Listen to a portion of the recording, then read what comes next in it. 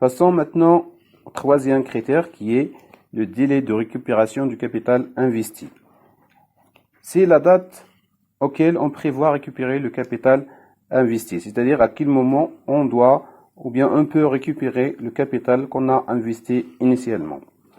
Donc, le délai de récupération du capital investi DRCI est le temps nécessaire au bout duquel le montant cumulé des cash flows actualisés est égal au capital investi, c'est-à-dire lorsqu'on réalise l'égalité entre le total des cash flows actualisés égal au capital investi et zéro. À ce niveau-là, on parle de délai de récupération du capital investi. Le délai de récupération du capital investi, le délai de récupération du capital investi dépend bien sûr du risque couru par l'entreprise. Donc ici, plus l'horizon est éloigné, moins les prévisions sont fiables et plus l'environnement est incertain. Il dépend également de la rentabilité. En général, plus le DRCI est court, plus le projet est rentable.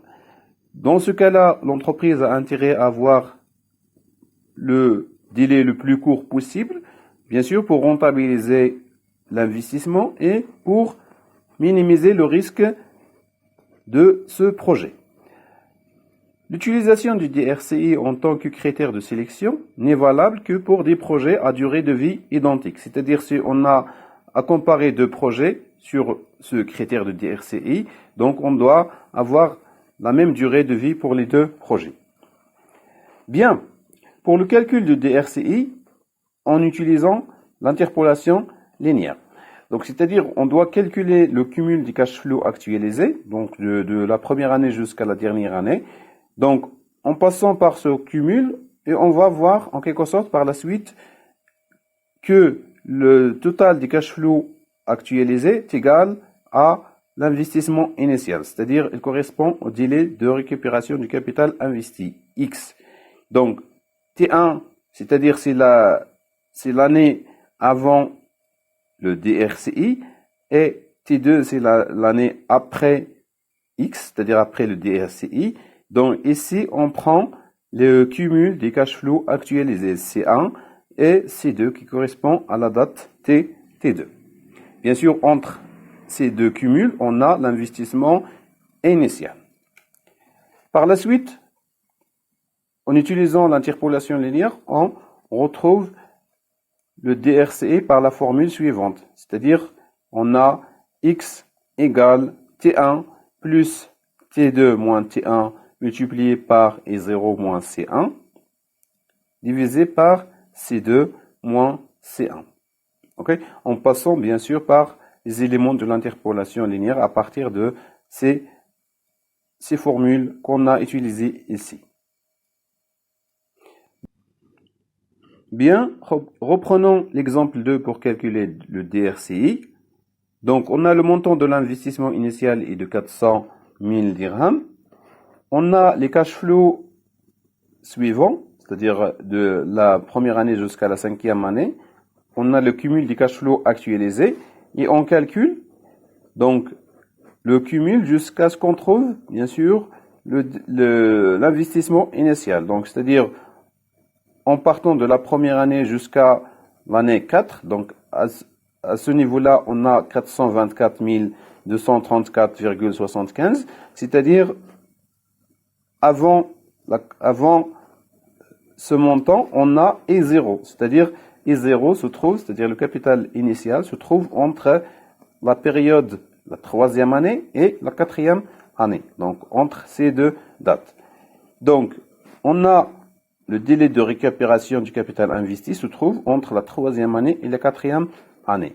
Donc, on a l'investissement initial est égal à 400 et se trouve entre le cumul des cash flows actualisés suivants, c'est-à-dire entre 293 246,43 et 424 234,75.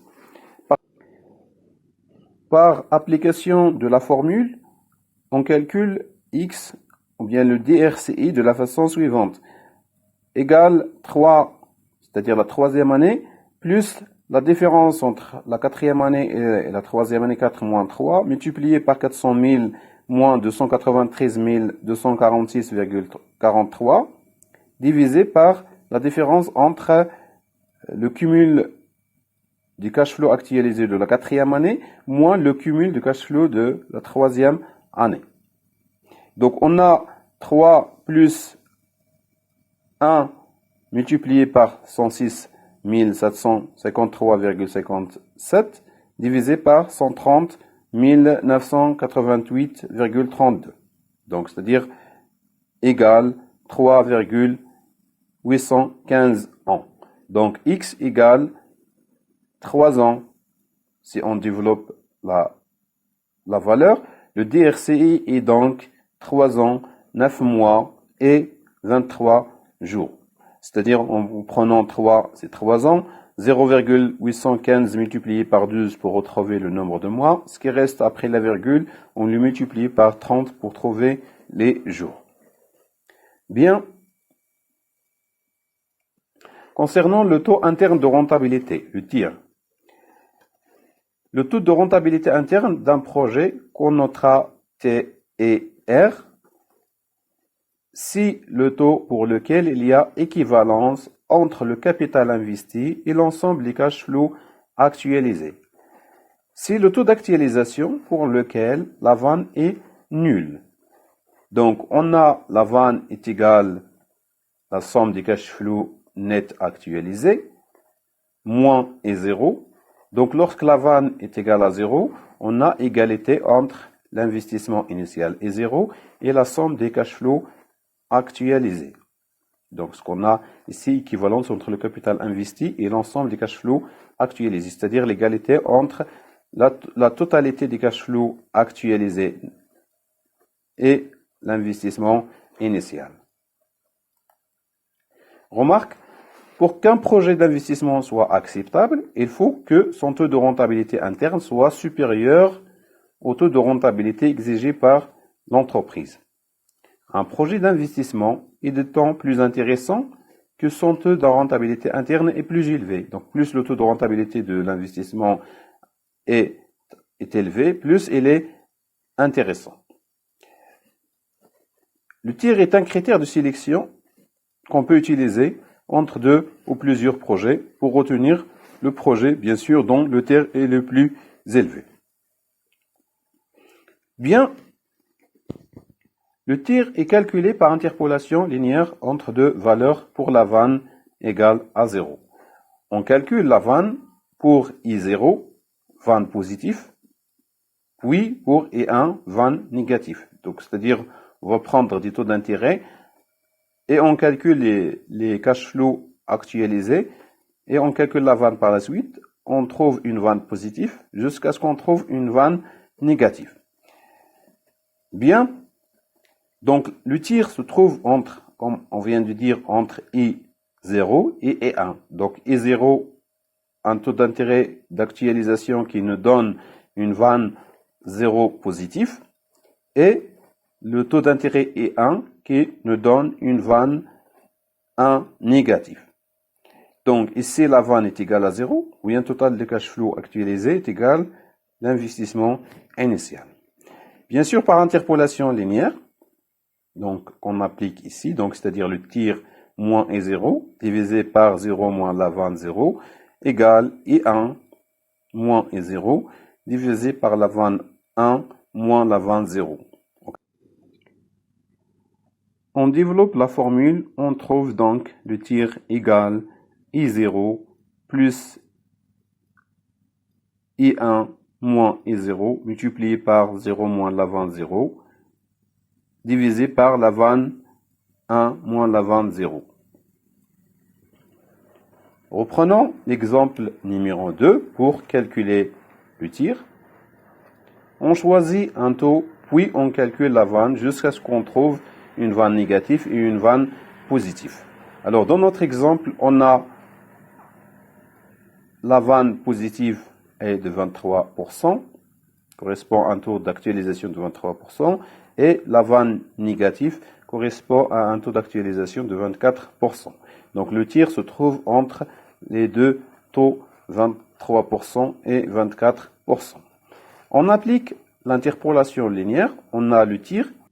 Donc le calcul du tir nous donne 0,23 plus la différence entre 0,24 moins 0,23 multiplié par moins 5983,84, c'est-à-dire 0 moins la vanne positive, divisé par moins 4050,58 moins 5983,84. On développe, on trouve que le tir est égal 0,23 plus 0,006, c'est-à-dire 0,236. Donc, le taux de rentabilité interne, ou bien le taux interne de rentabilité, est égal à 23,6%. Par rapport au taux d'actualisation qui est de 10%, le tir est très élevé. Donc, le taux de rentabilité interne de ce projet est très élevé. Le projet est donc plus intéressant pour l'entreprise.